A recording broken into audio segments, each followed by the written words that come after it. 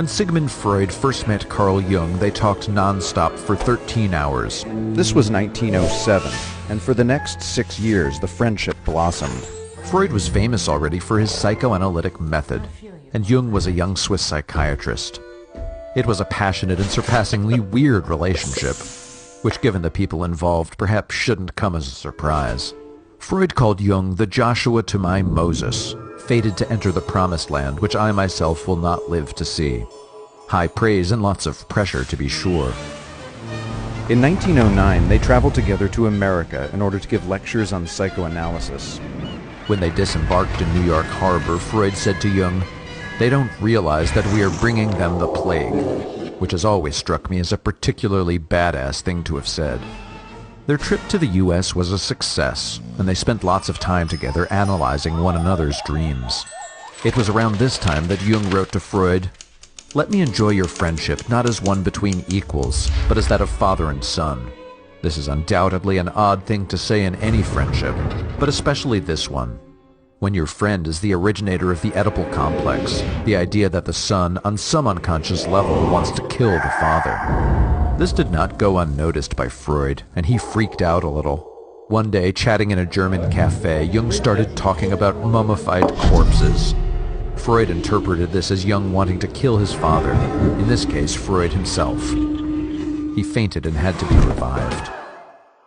Not long after that, it all began to unravel. Not just because of their strange relationship, or because they got sick of each other, although they clearly did. No, there was a real intellectual disagreement. Freud was all about sex. The libido and its repression is the most basic cause of human behavior and human failure. The unconscious is where all these dangerous, messed up emotions and desires are stored away under lock and key, inaccessible except through psychoanalysis. Freud saw sex everywhere. Jung thought that that was a bit much. The other wedge in their friendship was Jung's interest in religion and myth.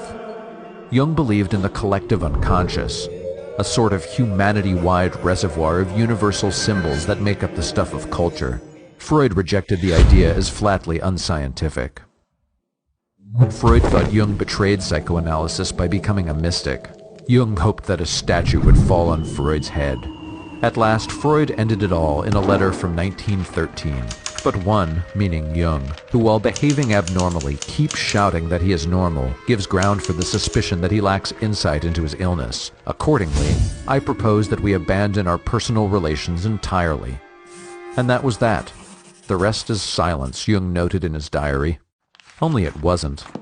Freud's output increased in his later years, reaching for more shibboleths to demolish. Jung's later writing proliferated as his ideas of archetypes and the collective unconscious hoovered up everything, from mythology to flying saucers. Jung inspired artists like Jackson Pollock and Jorge Borges, and existentialists like Viktor Frankl. But who triumphed in the end? Which thinker can lay claim to greater influence?